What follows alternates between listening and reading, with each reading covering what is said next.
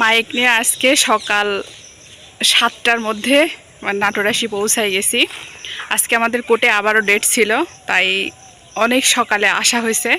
তো ভাবলাম যে মায়ের অদেখা পৃথিবীটা মায়েকে একটু দেখাই, তাই মাকে নিয়ে একটু রাজবাড়িতে আসছি ঘুরতে। কারণ এতক্ষণ সময় আমরা বাইরে কোথায় থাকবো, আর কোর্টের মধ্যে প্রচণ্ড গরম, এতক্ষণ কোথায় থাকবো। তাই মায়ের এই অদেখা একটা পৃথিবী, এই পৃথিবী মা কখনোই দেখেনি। কারণ মা সন্তানদের মানুষ করতে গিয়া মা কখনো বাইরে আসতে পারে নাই।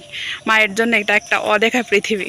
আর এই পৃথিবীটা আজকে বিপদের জন্য আমরা কোর্টে আসছি। আর এখানে এসে মায়ের এখন অদেখা কিছু জিনিস মাকে দেখাতে পারতেছি, এটা আমার জন্য অনেক সৌভাগ্য। কারণ যে সময়টা মাকে নিয়ে আসতে চাইছিলাম, যে এখানে আমি দীর্ঘ 10 বছর পড়াশোনা করছি, কিন্তু এখানে মায়ের আসার সৌভাগ্য হয়নি। মা কখনোই মা নিয়ে আসতে পারিনি। মায়ের বাড়ি, মায়ের সংসার মা কখনোই আসেনি। তাই আজকে মাইক নিয়ে আসছি, আর এই রাজবাড়িটা ঘুরে মাইক দেখাচ্ছি। 9টা বাজলেই আমরা এখান থেকে বের হয়ে চলে যাব।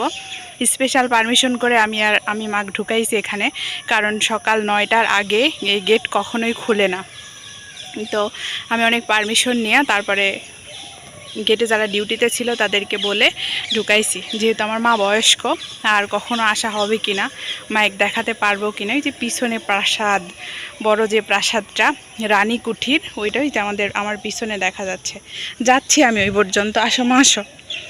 এই যে এই প্রাসাদটা সব থেকে নাটোর রাজবাড়ির মধ্যে এটা পাগলা রাজার বাড়ি। একটা হচ্ছে গণভবন আর একটা হচ্ছে পাগলা রাজার বাড়ি। তো আমাদের হচ্ছে কোর্ট শুরু হবে 10টায়, 9টার মধ্যে কোর্টে ঢুকে যেতে হবে। তো এই সময়টুকু কোথায় থাকবো, যেহেতু অনেক ভোরে চলে আসছি। আর কোথাও বসে থাকা বাদ দিয়ে মাকে এই জিনিসটা আমি দেখালাম। এই যে কাঠ ফুলের গাছটা, এই ফুলের গাছটা আমার ভীষণ প্রিয়। সেই সেই সেই